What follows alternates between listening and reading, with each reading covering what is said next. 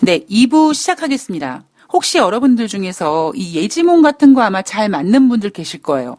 그러니까 저는 꿈이 좀 잘 맞거든요. 그러니까 신경이 좀 예민해서 꿈을 자주 꾸기도 합니다만, 뭐 평소 꾸는 꿈은 그냥 뭐 정말 개꿈 같은 꿈들이고, 진짜 중요한 타이밍에 제가 꾸는 꿈이 있는데, 뭐 예를 들면 연말에 꾸는 꿈은 그 다음에 어떤 저의 운을 느낄 수 있게끔 해주거든요. 뭐, 예를 들면, 제가 그 60만 원 계약직으로 거의 이제 수명을 다하고 힘들어 할 때, 예.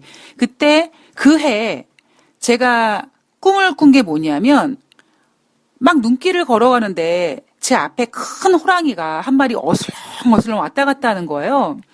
그리고 제가 너무 무서워서 눈을 깨서 우리 할머니한테 할머니 나 이렇게 호랑이 꿈 꿨다 그랬더니 우리 할머니가 너 임신했냐?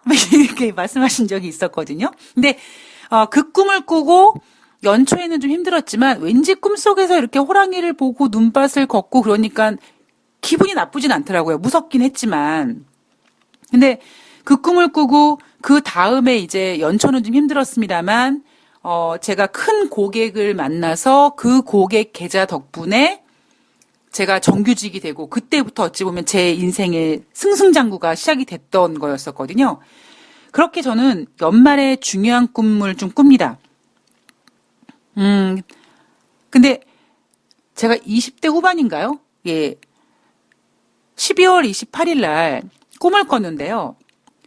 꿈속에서 빨간 조명이 켜져 있는 방에 우리 엄마가 팔과 다리를 이렇게 묶여 있는 상태에서 아이를 낳습니다. 딸아이 하나, 아들아이 하나. 근데 제가 우리 엄마가 낳은 아이를 제가 제 품에 이렇게 안아요. 그리고 꿈을 깹니다. 꿈을 딱 깼는데 기분이 별로 안 좋아요. 그런데 2, 3일 뒤인 새해 1월 1일 날 엄마가 팔다리를 쓰지 못한 상태에서 길에서 쓰러지시는 일이 발생이 됩니다. 그래서 저는 그 해 내내 진짜 죽을 만큼 힘들었었거든요. 제가 그때 뭘 알게 됐냐면 꿈속에서 아이는 걱정 근심이다. 그래서 어찌 보면 엄마가 낳은 아이를 제가 안았다라는 것은 엄마로 인해서 그 어떤 걱정 근심을 내가 이렇게 책임지게 된다. 뭐 그런 꿈풀이가 나오더라고요. 그 저는 꿈속에서 가급적이면 아이를 안지 말아야지라는 그 평소의 그 생각을 갖고 있습니다. 그러다가 2008년도에요. 정확히 11년 전입니다. 2008년도 8월 한 초순경에 그러니까 저는 8월 15일 날 이제 남자친구를 만나러 샌프란시스코로 가기 위해서 막 들떠서 준비를 하고 있는데 그때가 바로 제 인생의 가장 정점을 찍었을 때거든요. 근데 꿈을 꿨는데요. 꿈속에서 이번에는 제가 아이를 낳은 거예요. 근데 아들을 낳는데 너무 잘생긴 거예요. 제가 그 아들을 이렇게 안고 사람들한테 어이구 보세요. 우리 아들 되게 잘생겼죠? 막 이렇게 자랑을 하고 다니는 꿈을 꿨습니다. 그 눈을 딱 떴어요. 기분이 안 좋죠. 꿈속에서 아이를 안는 거는 걱정 근심을 안는 건데 과연 무슨 일이 벌어질까 기분이 좀 묘하더라고요. 그리고 특히 그때는요. 정말 제 인생의 정점을 찍었던 때라서 나쁜 일이 전혀 없었을 때거든요. 뭐 영업도 잘 됐고 고객들도 뭐 많았고 제가 매매하는 것도 잘 됐고 그리고 남자친구랑 막 이제 사랑에 빠져가지고 5월 달에 만나러 갔다 또 8월 달에 만나러 가고 막 그런 과정이다 보니까 돈도 뭐 철철 넘치고 어찌 보면 표현에 따르면 뭐 그렇게 좋았을 때이기 때문에 왠지 느낌에 이번에는 내가 아이를 낳아서 내가 아는 거 보니까 뭔가 나 때문에 일어난 일들로 인해서 내가 힘들어질 것 같은 꿈인 것 같은데 아무리 주변을 둘러봐도 문제점이 발견이 되지 않았어요. 그래서 개꿈인가 보다. 그렇게 생각을 하고 저는 8월 15일 날 2008년도 8월 15일 날 샌프란시스코로 날아갑니다. 그리고 귀국과 동시에 아무 문제도 없어 보였던 그 일들이 하나씩 터지면서 제 인생은 완전히 곤두박질 쳤고, 그때 남자친구랑 헤어지기도 했고, 그러니까 모든 일들, 아무런 문제가 없었던 모든 일들이 다 완전히 아수라 엉망진창이 된 겁니다.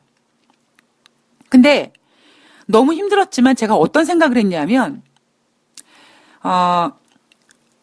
그 앞서 꿈속에서 엄마가 팔다리를 묶인 상태에서 아이를 낳고 그 아이를 내가 안아서 뭐 엄마 그 병 간호 같은 거, 예, 이런 것들 내가 하면서 되게 힘들었지만 이번에는 내가 어떠한 문제를 일으켰기 때문에 왠지 모르게요. 왜 그런 거 있잖아요. 운명적으로 그냥 받아들이는 거 있잖아. 이거 다 내가 싸질러 놓은 일이구나 라는 생각이 들더라고요. 그래서 누구한테 뭐 얘기도 할 수 없는 일들이 벌어졌기 때문에 오로지 내가 일으킨 문제다 보니까 나만이 해결할 수 있는 일이더라고요. 제가 지금 왜 꿈 얘기를 해드리냐면, 제가 앞서 몇 달 전부터 트럼프 대통령이 질러놓은 일들이, 그것도 트럼프 대통령은 아메리카 퍼스트를 외치면서 마치 미국을 위해서 하는 짓거리인 것처럼 말은 하지만, 미쓰리가 봤을 때는 트럼프는 자기 대통령 또 될 생각밖에 없는 거고, 그리고 그렇게 생각할 수밖에 없는 이유는 트럼프 대통령의 열등감, 오바마 대통령에 대한 열등감 때문에 오바마가 기록했던 거를 다 앞서 나가려고 하다 보니 무리가 있다. 저는 그게 보였다라는 거죠. 그래서 트럼프 대통령이 자기가 대통령 또 해먹기 위해서 아메리카 퍼스트라는 명분을 외치면서 여기저기 싸질러 놓는 일들이 언젠가는 트럼프 대통령한테 부메랑으로 올 거라는 얘기를 앞서서 계속 해드렸던 이유가 뭐냐면, 제 경우를 알려드린 겁니다. 내가 저질러 놓은 일 때문에 이제 내가 피해를 보는구나.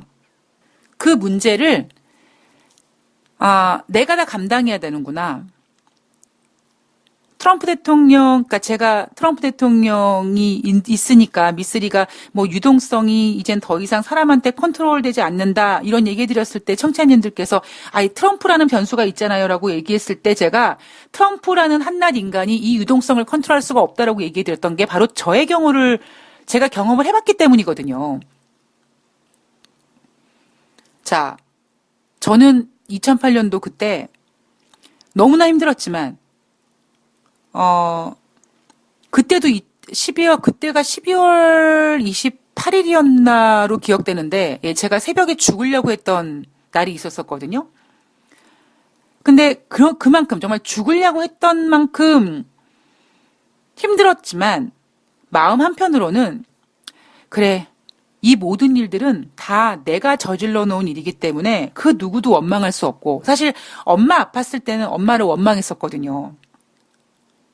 뭐 되게 나쁜 마음이지만 그냥 그랬어요. 엄마가 아파서 내가 지금 너무 힘들어. 그렇게 엄마한테 어찌 보면 아픈 엄마한테 그러면 되게 나쁜 년이지만 저도 인간이기에 뭔가 저의 힘든 거를 엄마 때문이라고 이렇게 엄마한테 책임을 전가했던 적이 있었는데요. 2008년도에는 그게 불가능한 거죠. 그냥 누가 봐도, 그리고 제 스스로도 이거는 내가 싸질러 놓은 일들이니까 누구를 핑계댈 수가 없어. 누구한테 책임 전가할 수가 없어. 누구 때문이라고 얘기할 수가 없어. 그 마음으로 버텼던 것 같아요. 그 마음으로 버티다가 내가 싸질러 놓은 일이니까 내가 이 문제를 풀어야겠구나. 근데 풀 수 있는 방법이 안 보이더라고요. 그래서 죽으려고 했고. 근데 이제 죽지 않고 죽으려고 밤새도록 생각을 해봤더니 억울하더라고요. 왜냐면 나는 나쁜 생각을 먹고 그런 게 아닌데 너무 그냥 죽기에는 너무나 억울해서 안 되겠다. 이거는 내가 나중에 죽더라도 일단은 좀 억울한 거는 풀어야겠다라는 생각이 드니까 또 살고 싶은 욕심이 생기더라고요. 그때부터 이제 새벽 5시에 자리를 박차고 일어나서 지점장한테 이메일을 보내고, 하여튼 그때부터 어찌 보면 제가 마음을 다잡고 일어났던 계기가 됐던 것 같은데, 제가 트럼프 대통령에게 부메랑 얘기를 하는 이유가, 트럼프 대통령은 지금부터 진행되는 모든 일들이 다 트럼프 때문 본인이라는 거를 본인이 인지를 해야 되거든요. 인정을 해야 되거든요. 근데 안 할 겁니다.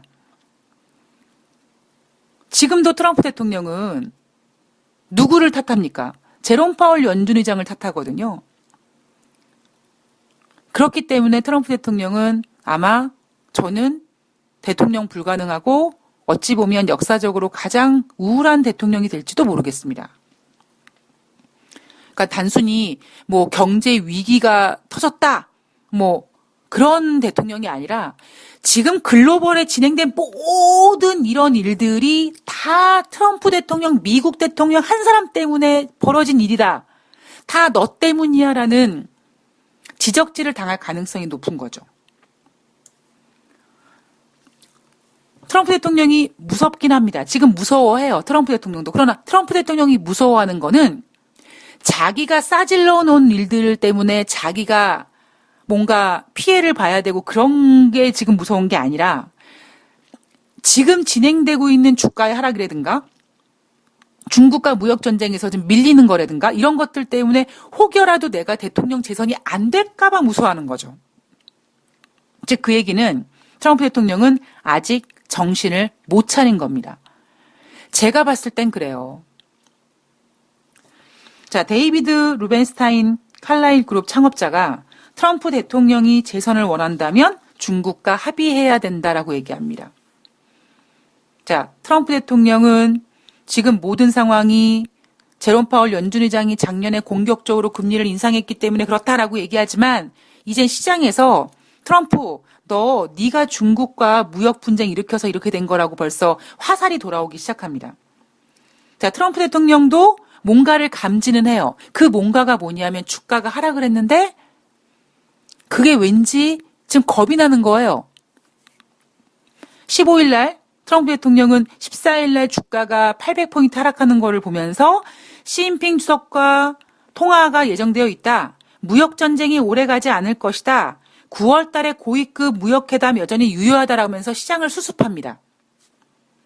자, 그리고 오늘 화웨이가 미국 기업들과 거래할 수 있는 90일간 임시 면허 종료일인데 트럼프 대통령 연장해 주겠죠. 왜? 이거 연장하지 않으면 주가 또 하락할 거고 이제는 뭐 연준이 금리를 인하하고 자시고의 문제가 아니라 경기 침체, 아래 공포라는 단어가 등장하다 보니까 트럼프 대통령이 이제 수습하려고 할 겁니다. 뉴욕타임즈에서 2020년 경기 침체는 어떻게 이루어질 수 있는가라는 제목으로 기사가 나오는데요. 미국 경제 붕괴 시나리오를 예측합니다.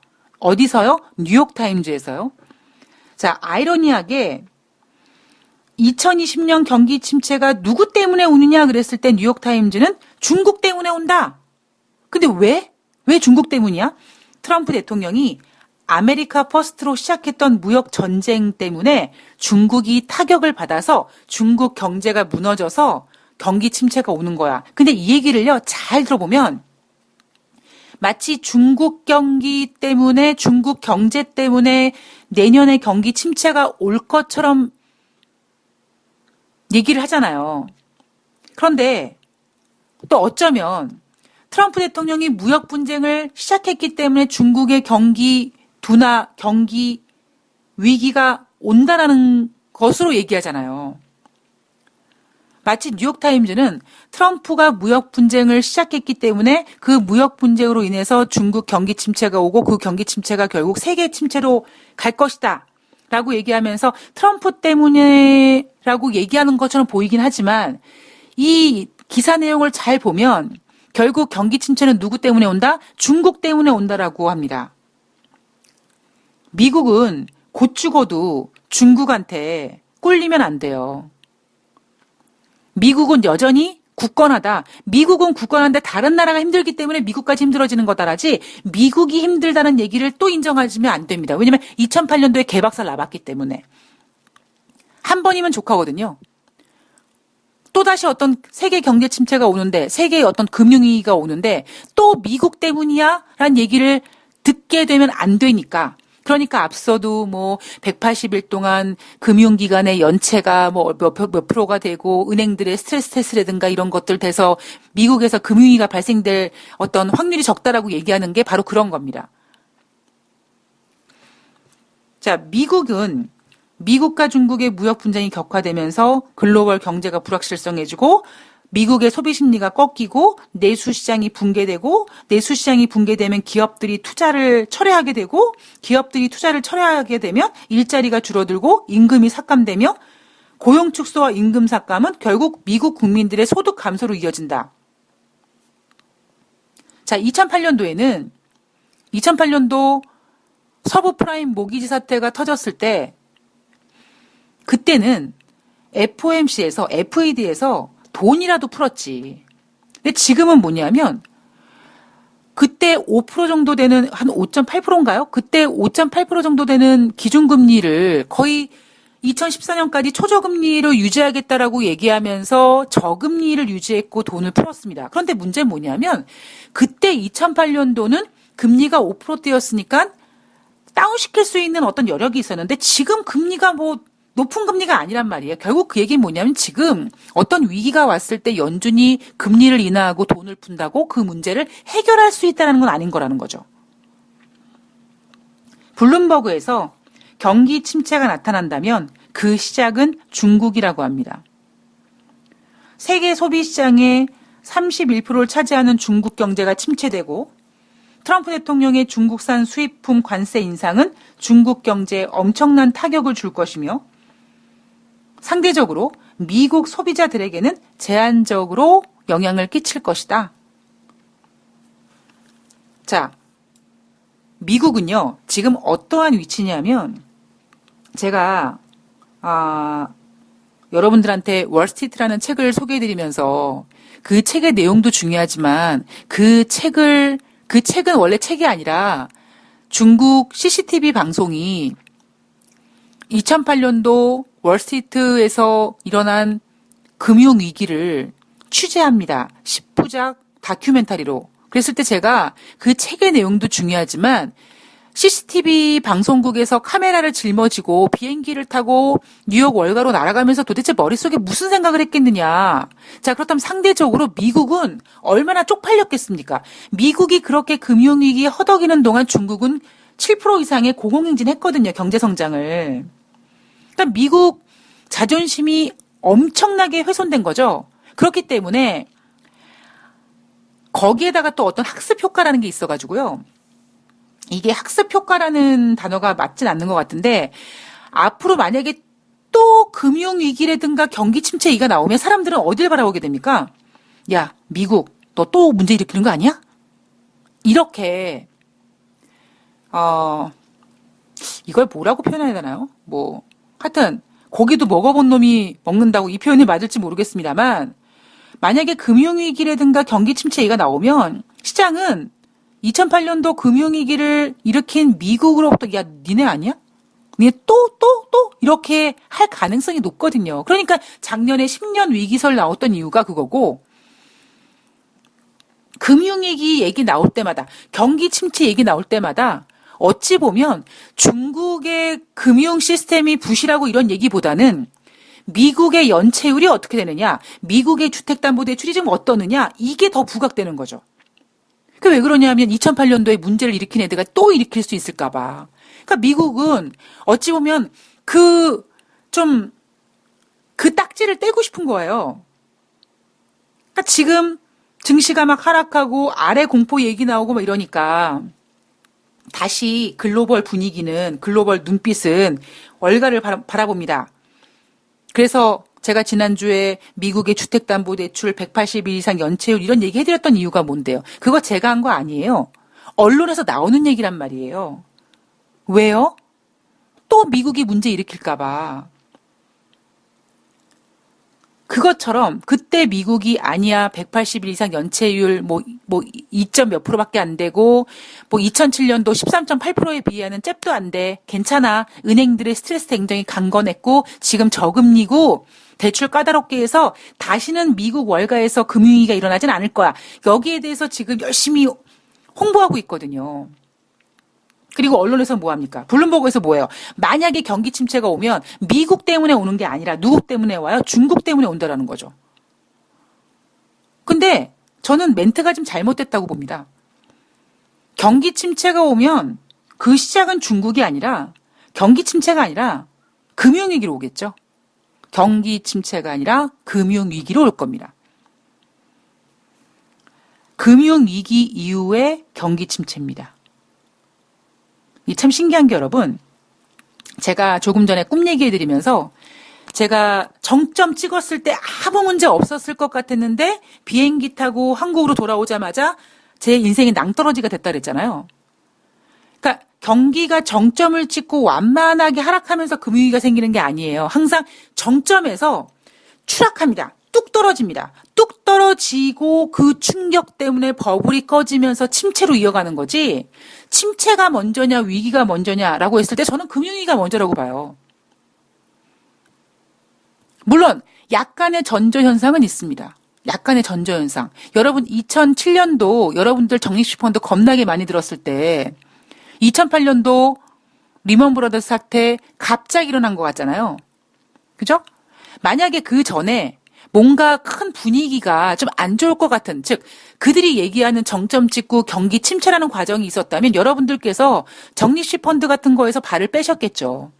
근데 그때 뺄 수 있는 상황이 아니었거든요. 더 좋아질 것 같았거든요. 더 좋아질 것 같았던 그 뭔가 더 높은 고점이 눈앞에 보이는데 그 이후에 거기 닿기 전에 뚝 떨어지거든요. 그것처럼 뭐 경기 침체가 오면 중국 때문에 온다? 아니죠. 경기 침체가 우선이 아니라 금융 위기가 먼저 옵니다. 제가 IMF 때를 봐도 그렇고요. 2008년도를 봐도 그렇고요. 그리고 어떤 기업들이 무너지고 그런 걸 보면 여러분 대우 사태, 예, 저 2000년도 그러니까 1999년도에 대우증권에 근무했을 때 대우 사태가 터졌는데요. 대우 사태가 터질지는 직원들 아무도 몰랐어요. 만약에 그러한 구조로 침체를 얘기한다면 꺾였어야죠. 그죠? 근데 그때 대우증권은 전혀 그런 상황이 아니었었거든요. 지점장이 직원들한테 막 새 돈짜리 금반지 펑펑 해주고 막 경비가 남아서 어쩔 줄 모르고 뭐 더 잘 나간다, 뭐 지점장이 이사된다, 뭐 한다 이럴 때 대우 사태가 터진 거거든요. 즉 우리가 기다리고 있는 경기 침체도 무섭지만 경기 침체보다 한 발 먼저 움직이는 게 위기가 먼저 옵니다. 자, 어쨌든 지금 미국은 경기 침체 이야기 나오니까 또 지네들 때문에 경기 침체가 온다고 할까봐 그 주인공을 중국으로 자꾸 만들려고 합니다. 세계 소비시장의 31%를 차지하는 중국 경제가 침체가 될 것이고, 그리고 트럼프 대통령의 수입산 제품 관세가 중국 경제에 엄청난 타격을 줄 것인데 상대적으로 미국 국민들은 괜찮다. 그런데 이게 경기 지표들을 보면 좀 다르죠. 왜냐하면 지난 1년 동안 중국의 대미 수출은 오히려 증가됐고요. 그리고 오히려 7월 달 미국의 물가 상승률은 2개월 연속 지금 증가세를 보이고 있습니다. 2006년 초 이후 가장 높은 증가세라고 합니다. 거기에다가 미국 소비자들은 제한적이라고 얘기하지만 미국 소비자 심리, 지난주에 발표됐던 미시간대 소비자 심리가 7월 달에 98.4였는데 8월 달에 92.1로 하락했거든요. 즉 미국은 경기 지표는 둔화되고 있는데 물가는 상승하고 있는 스태그플레이션이 지금 진행되고 있어요. 제가 그랬죠. 경기 침체가 미래형이라고 얘기하고 스태그플레이션도 미래형이라고 얘기하는데 아니라니까요. 지금 진행형이라니까요. 자, 그렇다면 뭐 미국의 물가 상승률은 2006년 이후에 가장 높았다. 그럼 중국은 괜찮냐? 중국은 공산주의 국가, 사회주의 국가니까 분명히 쟤네들은 미국과 중국이 무역 분쟁을 끝날 때까지는 쟤네는 어떻게든지 버티고 어떻게든지 은폐할 가능성이 높습니다. 자, 더 환장한 게 있는 건 상황은 이런데 트럼프 대통령은 지금 쫄아가지고 은행들 CEO들 만나서 경기 펀더멘털 물어보고 팀쿡 애플 CEO 만나가지고 상황을 보고 이렇게 좀 잠 못 자는 밤을 보내고 있는데 그 밑에 있는 꼬붕들은 레리 커들로 국가경제위원장은 나는 경기 침체를 전혀 인식할 수가 없다. 경기 부양을 위해서 추가적인 신규 대책 없다. 경기 부양을 위해 추가적인 신규 대책이 없죠. 왜? 카드 다 썼거든요. 트럼프가 지금 갖고 있던 모든 카드를 다 썼어요. 중국에 대한 것도 마찬가지고 미국에 대한 것도 마찬가지입니다. 소비자들이 더 높은 임금으로 빠르게 소비하고 있고 저축도 하고 있다. 지금 미국은 이상적인 상황이다라는 허공에 삽질하는 소리 하고 있습니다. 트럼프 대통령이 그렸던 그림은 이거였어요. 내가 대통령이 되고 2017년도에 그 감세 정책을 해서 일단 기업들한테 현금을 좀 만들어가지고 미국 경제 내 일자리 같은 거를 창출하고 그리고 이제 그 다음에 중국과 무역 분쟁을 통해서 중국으로부터 관세를 받아서 미국 재정 적자를 줄이는 이게 어찌 보면 트럼프 대통령의 빅피처였죠. 그 빅피처 안에 이제 연준이 금리를 빠르게 인상했기 때문에 그 빅피처가 무너졌다라고 얘기하지만 트럼프 대통령의 오직 큰 그림은 오로지 돈 가지고 기업들한테 감세 정책 그리고 중국한테 관세 받는 거 이거였습니다. 근데 사람이 자기 뜻대로 안 된다고 얘기하잖아요. 그러니까 트럼프 대통령이 기업들한테 감세 정책을 했는데 기업들이 그 감세를 받아서 갖고 있는 현금을 가지고 일자리를 창출한 게 아니라 주식을 자사주 매입을 해서 주가를 띄웠습니다. 그리고 중국과의 무역 분쟁 만만치가 않아요. 그러니 트럼프 대통령은 그 다음 카드가 없는 거예요. 물론 트럼프 대통령 입장에서는 자기의 이번 임기 안에 중국과 무역 분쟁에서 이기고 북한을 비핵화시키고 증시를 띄워서 경제를 부흥시키고 요 세 가지 메달 거기에다가 노벨 평화상까지 받는 요 네 가지 메달을 받은 다음에 다음 재선에서 뭔가 또 다른 플랜을 짜겠죠. 근데 지금 현재로서는 트럼프 대통령이 갖고 있는 모든 카드를 다 썼습니다만 아무런 소득이 없는 겁니다. 레리 커들로가 경기 부양을 위해 추가적인 신규 대책 없다. 없어요. 없는 게 맞아요. 있을 수가 없어요. 왜냐하면 트럼프 대통령은 이런 상황을 생각하지 않았거든요. 트럼프 대통령은 자기가 모든 거를 다 얻을 거라고 생각했을 겁니다. 작년 6.12 북미 정상회담을 통해서 북한을 빨리 비핵화시킬 수 있을 거라고 생각했고 그다음에 미국의 경제 성장률 2.9% 이상, 3% 이상 당연히 넘길 거라고 생각했고 중국과 무역 분쟁 당연히 이길 거라고 생각했기 때문에 트럼프 대통령이 써내려간 시나리오에는 트럼프 승, 트럼프 완승, 그 완승을 통해 얻어낸 메달을 달고 재선의 승리, 여기까지 장밋빛 전망만 있었기 때문에 지금 트럼프 대통령이 이 상황에서 더 이상 쓸 수 있는 카드는 아무것도 없고요. 뭐 이런 거 있겠죠. 중국과 무역 협상을 한다. 제가 시진핑이면 제가 아까 그랬잖아요. 트럼프 대통령은 자기가 마이크를 붙잡고 자기가 카메라 앞에서 얘기를 하지만 시진핑 주석은 자기가 나서지 않는단 말이에요. 피터 나바로도 2020년 그 이후까지 미국 경제가 강한 상태를 유지할 것이다. 기술적으로 수익률 곡선의 역전은 없었다. 그러면 지난주에 나타났던 2년물 국채가 10년물 국채보다 올라갔던 건 뭐 왜곡입니까? 조작입니까? 뭐 헛짓거리입니까? 우리가 가진 것은 평평한 형태의 수익률 곡선이다. 그러나 연준은 금리를 압박해야 된다라고 얘기했습니다. 그런데 이 피터 나바로가 되게 의미 있는 얘기를 한마디예요. 그게 뭐냐면 우리는 중국이 얼마나 공격적으로 그 부담을 지려고 하는지에 대해서 놀랐다. 이게 무슨 얘기냐면 중국이 잘 버틴다는 얘기입니다.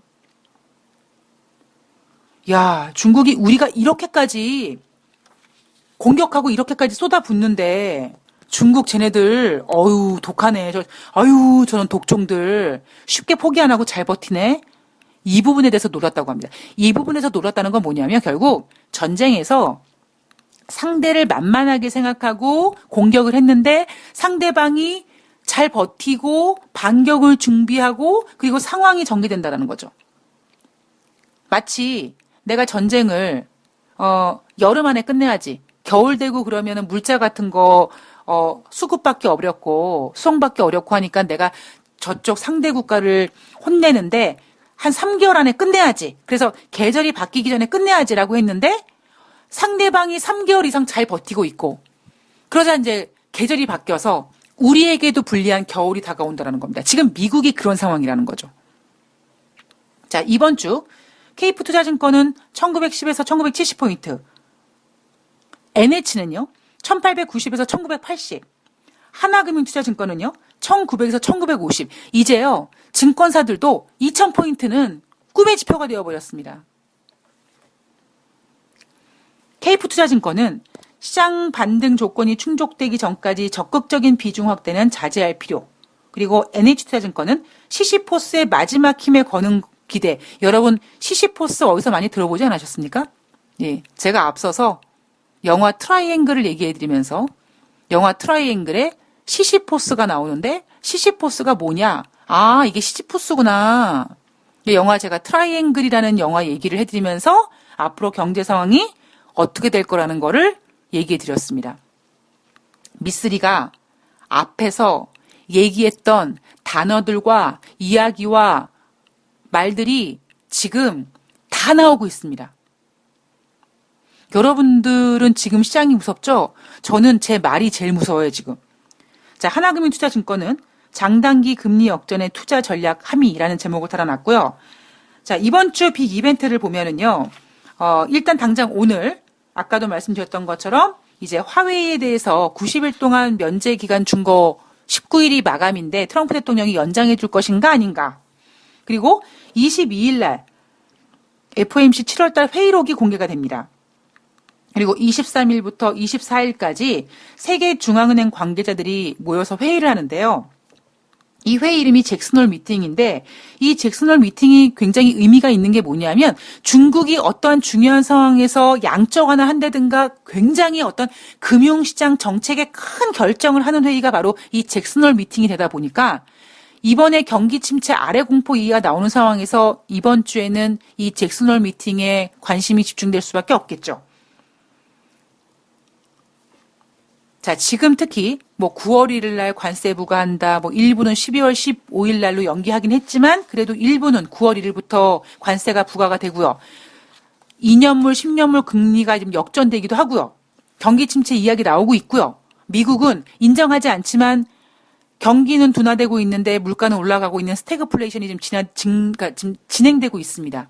과연 잭슨홀 미팅에서 제롬 파월 연준 의장이 지난번 7월 달 금리를 인하하면서 그냥 예방적인 거예요. 그냥 장기적으로 또 하겠다는 거 아니에요. 이렇게 얘기를 했는데 얼만큼 스탠스를 바꿀지. 바꾸겠죠. 당연히 제롬 파월 연준 의장은 트럼프 대통령 때문에 바꾸는 게 아니라 경기 침체가 우려돼서 바꾼다라고 해서 금리 인하 9월 달 하겠다라고 얘기할 겁니다. 물론 대놓고 얘기는 하지 않겠지만 뭐 확장 완화하겠다라고 얘기할 겁니다. 제롬 파월 연준 의장이 6월 5일 날 경기 확장 유지를 위해서 통화 정책을 점점점 했죠. 자, 경기 확장 유지라는 거는 경기가 1 증가하고 1 증가하고 1 증가하고 즉 1이 증가되는데 계속 1이 증가되는 거를 우리는 경기 확장 유지라고 합니다. 제롬 파월 연준 의장 정신 못 차린 거죠. 정신을 못 차린 건지 솔직하게 얘기하기 창피한 건지 쪽팔린 건지 모르겠습니다만 여러분들께서는 미국에서 나오는 이야기들 미국 경제 아직 좋아, 뭐, 이런 얘기를 솔직하게 믿으시면 안 된다고 생각하고요. 뭐, 중국은 뭐, 두말하면 입 아프고요.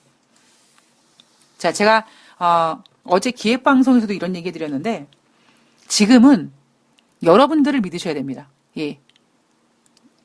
본인도 본인을 모를 때가 많은데요. 지금은 시장보다는 오히려 본인을 믿으셔야 돼요. 그러니까 본인을 뭘 믿냐면, 내가 갖고 있는 뭐 투자 방법이 잘 됐다고 믿어. 이게 아니라 과연 내가 지금 어떤 상황에 있는지, 어떤 위치에 있는지, 내 어떤 주식 실력은 어떤지, 내가 지금 투자를 해야 되는데 지금 이 투자가 정말 여유로운 건지 아닌 건지, 투자를 해야 되는지 말아야 되는지 이런 본인의 상황을 지금 정확하게 알고 계셔야 될 때입니다. 자, 이번 주에 독일 7월달 생산자 물가지수가 발표가 됩니다. 지난주 금요일 날 독일은 추가적인 경기 부양책을 시사했었습니다. 그리고 이번 주에는요. 월 후반이니까 미국의 주택 지표가 발표될 거고요. 유로존의 마켓 PMI 제조업 지수, 서비스 지수가 발표가 됩니다.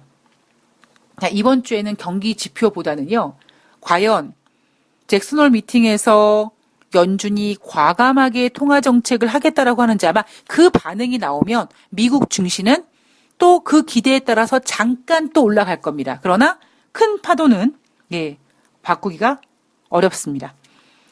자, 오늘 돈다방 미스터리가 준비한 내용은 여기까지입니다. 자, 이번 주는요. 이번 주는 진정제를 투여하는 증시가 될 가능성이 높습니다.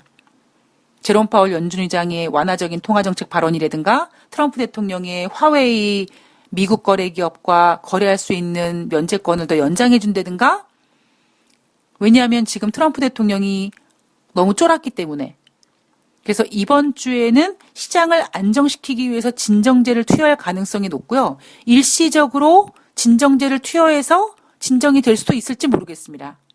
그러나 진정제가 치료제는 아니라고 생각을 합니다. 자, 이번 주 여러분 화이팅 하시고요. 이번 주 만약에 진정제가 투여가 된다면 지난주의 롤러코스터보다는 좀 나은 한 주가 될 수도 있겠죠.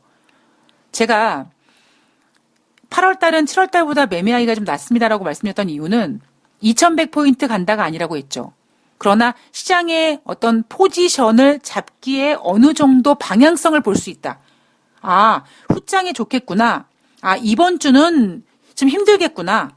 아, 이번 주는 좀 진정되겠구나. 이런 판이 좀 보이기 때문에 제가 7월보다는 낫다라고 말씀드린 거지 2100포인트는 이제 가까이 하기엔 너무 먼 당신이 되어버렸다는 말씀을 전해드렸습니다. 오늘도 저는 여러분들한테 공포를 전해드린 것 같은데요. 저는 여러분들보다 10배, 100배 넘는 공포를 가지고 지금 방송을 하고 있습니다. 그러나 해야겠죠. 그죠? 제가 이런 생각도 해봤어요. 아, 내가 너무 요즘 방송에서 좀 겁나는 얘기를 많이 하니까 몇 달 동안 방송을 한번 쉬어볼까? 그러면 어떻게 될까? 그런 생각을 한번 계속 해보고 있거든요.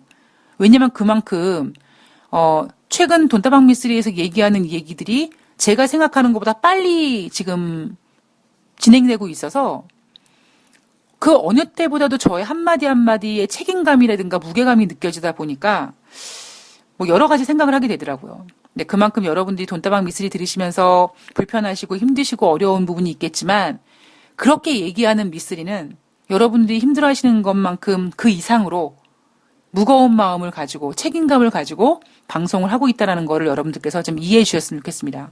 그리고 힘든 얘기지만 피하지 말고 피하면 어차피 또 찾아오니까 돈다방 미스리와 함께 이 위기를 이겨내면서 기회를 잡아가시는 투자자분들이 되셨으면 좋겠습니다. 자, 저는 8월 20일 이제 8월 하순 화요일 날 월요일 날 뉴욕 주식시장을 가지고 찾아뵙도록 하겠습니다. 이번 주에는 진정제를 투여하는 시장이기 때문에 그리고 지난주 금요일 날 뉴욕 증시가 상승했고 이번 주에 여러 가지 분위기가 완화될 것 같은 기대감 때문에 일단 오늘 주식시장은 월요일 증시는 안정적인 시작으로 출발할 가능성이 높습니다. 자, 이번 주 여러분 화이팅 하시고요. 저는 내일 뵙겠습니다. 고맙습니다.